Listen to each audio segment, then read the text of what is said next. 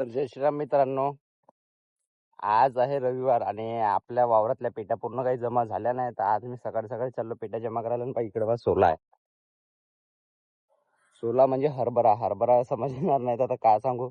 चना चना चना है, ये देखो.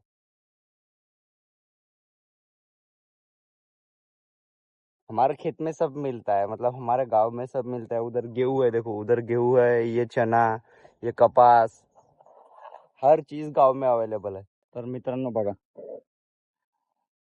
इथे किती सारे कितीतरी बघा तुरीचे दाणे सांडले. म्हणजे तूर इतकी वारून गेली आहे की म्हणजे आपोआप दाणे गळून खाली पडत आहे. भाऊ, बहुत नुकसान चालू आहे.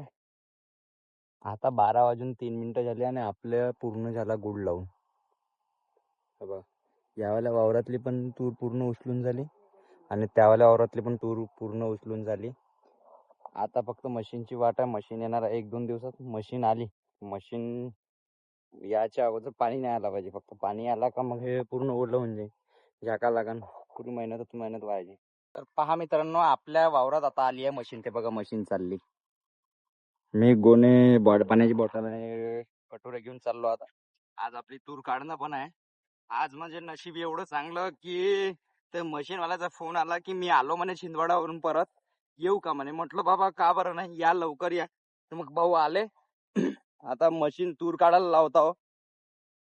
आता पटापट तूर काढतो भाऊ. मग सांगतो तुम्हाला आज किती पोते झाले तूर आपल्याला आज पाहू किती पोते तूर होते. आता सुरू झाली आहे मशीन. पहिली पेटी चालली आपली, पहिली पेटी चालली तुरीची. तर मित्रांनो, आपली तूर झाली पूर्ण काढून आणि आपल्याला लगभग 9.5-10 क्विंटल तुरी झाल्या. त्याच्यातून काही त्या मशीनवाल्याने नेल्या, अर्धा 1 क्विंटल त्या मशीनवाल्याने नेल्या.